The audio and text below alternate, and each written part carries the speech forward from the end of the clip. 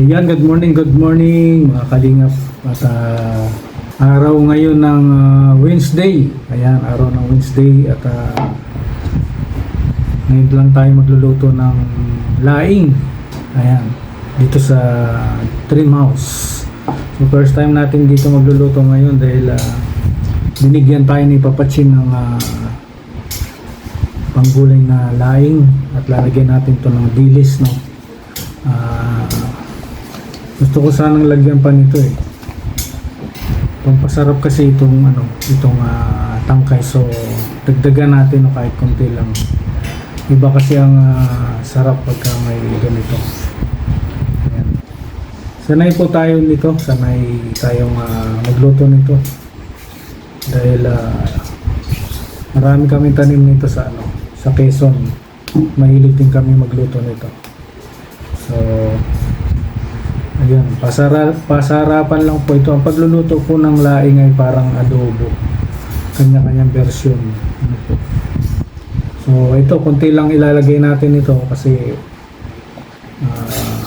yung iba ayaw ng ganito. Pero ito, sa akin, gustong gusto ko ito yung tangkay.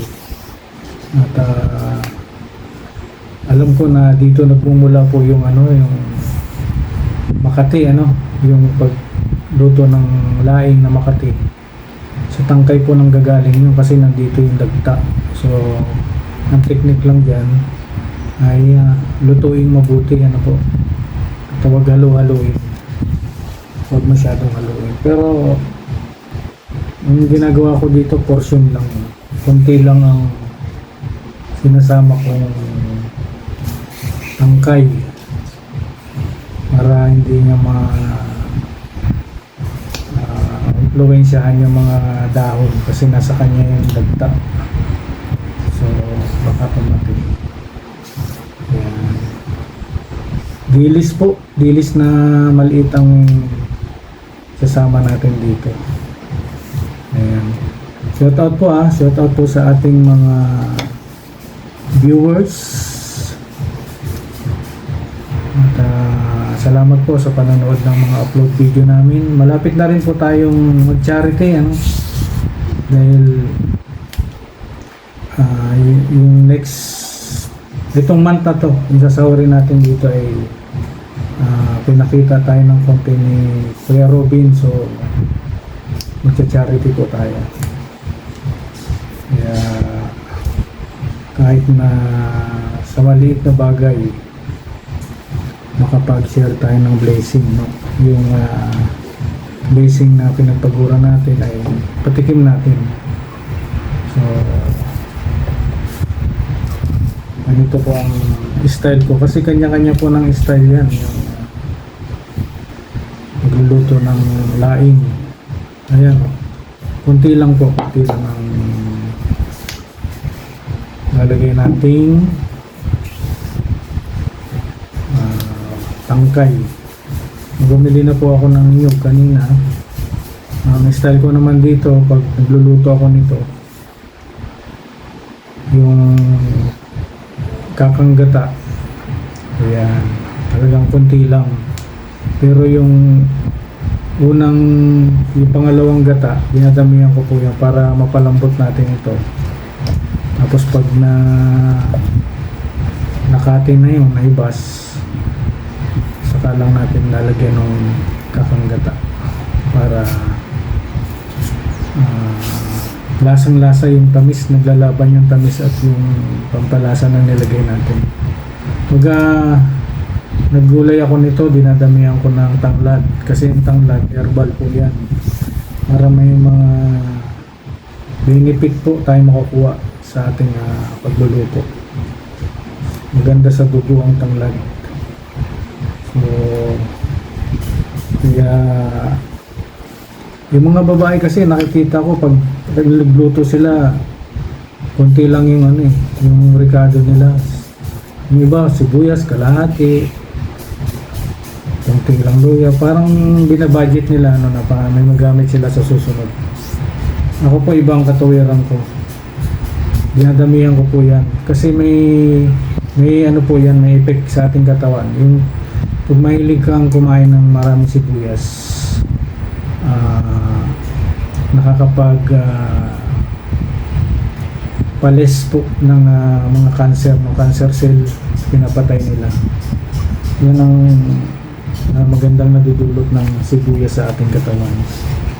So, pasalamat tayo kay Papa Chin dahil ayan, binigyan tayo ng panluto. Tsaka yung kundol dyan, may kundol dyan. Binigyan ni Papa Chin, di pa natin nagagawa.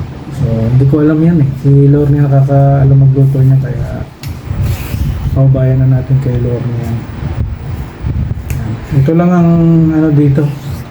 Kaya siguro yung iba ayaw nilang magsama ng ganito kasi nagdadagta po ito sa kamay. Yan. Nakakamansya ng kamay po ito pag nagimay ka ng puno. Ito. Yun yung siguro yung tingin ko yung nagiging Makati, yung dagta. So kailangan natin ito patuyuan natin to. Sinasamahan ko kasi nito kasi masarap, may iba yung lasa pag may pag may puno, yung tangkay. May iba yung lasa, hindi yung puro dahon lang. Naiiba po.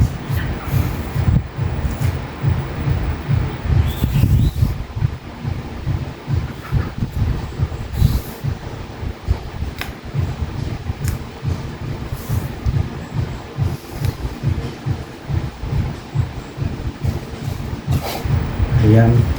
At lutuin na natin. Samahan nyo ako. Lutuin natin.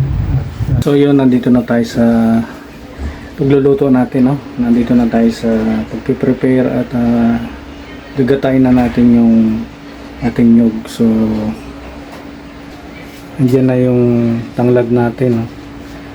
Ito yung dilis na sinasabi ko. Yan yung lalagay natin dito sa laing.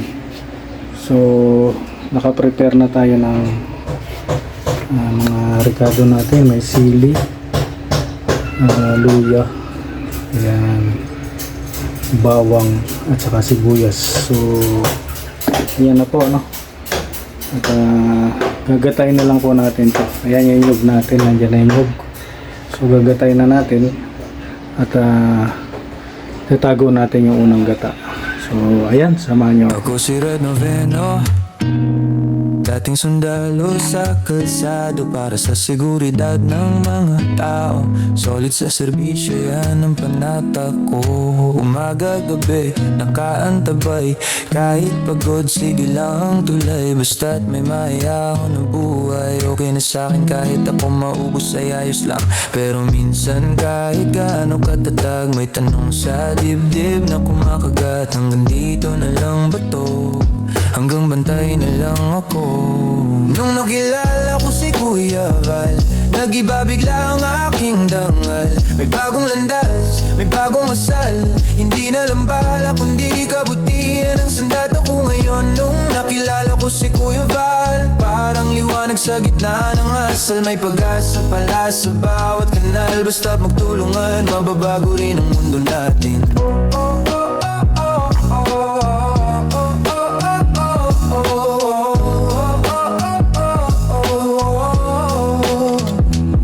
Dati alerto sa putok at alarma, ngayon alerto sa sigaw ng problema, sa gutom, sa iyak, sa kawalan ng boses. Tinuruan niya akong magabot, hindi lang umabante sa pwesto. Di na lang komandante ang sinusunod, kundi konsensya at puso sa bawat paglingkod. Kung saan may hikahos, doon ako lulubog kasama ang mga kasama. Bit-bit ang aral na baon ko. Sundalo pa rin pero ibang klase, bantay pa rin pero puso ang base. Serbisyo pa rin pero mas malawak na, mula kalsada hanggang bawat barangay na may pangangailangan. Nakilala ko si Kuya Val, nag-iba bigla ang aking dangal. May bagong landas, may bagong asal. Hindi na lang bala kundi kabutihan ang sandat ako ngayon. Nung nakilala ko si Kuya Val, parang liwanag sa gitna ng asal. May pag-asa pala sa bawat kanal. Basta't magtulungan, mababago rin ang mundo natin.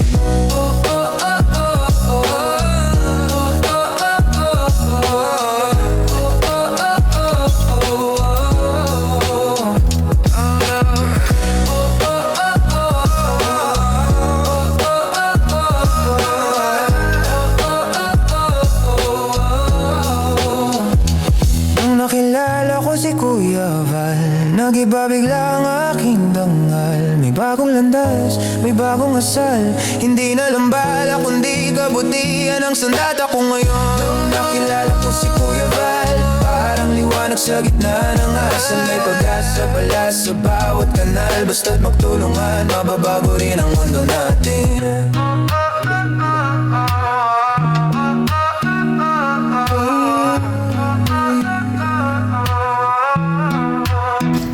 So ayan, kung mapapansin nyo, no? Habang tayo nagluluto, ginamit natin, ay ayusin na natin. Ayusin na natin.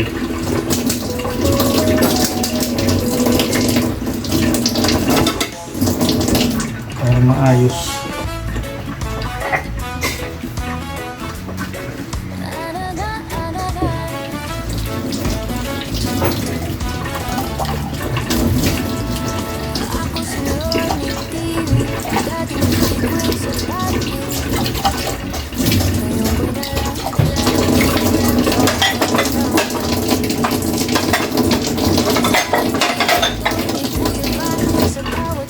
Sa bawat detalye, kasama mo sa pag-alala sa mga buhay na kailangang aligin.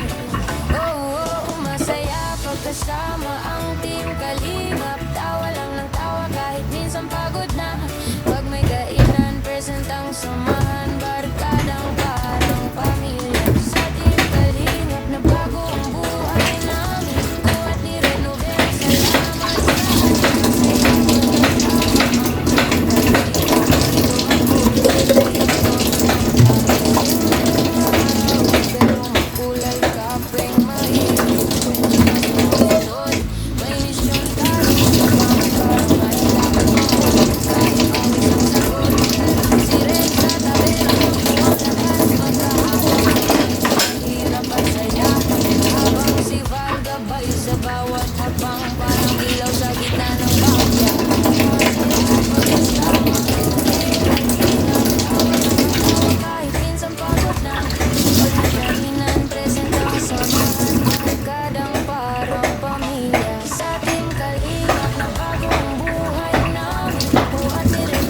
So yan, yung ginamit natin, malinis na. So dapat ganyan, no? Pagka tayo gumagalaw sa kusina, lahat nakaayos. Sa totoong eksena, pinapangarap lang ang tumulong. Totoong kamay na ang nakaabot sa problema. Saya pagkasama ang team Kalingap. Tawa lang ng tawa kahit minsan pagod na. Pag may kainan, present ang samahan. Barkadang parang pamilya. Sa team Kalingap, nagbago ang buhay namin. Po at ni Red Noveno, salamat sa ating masaya pagkasama ang team Kalingap. Ay, hindi na po natin hahaluin yan. Dito na.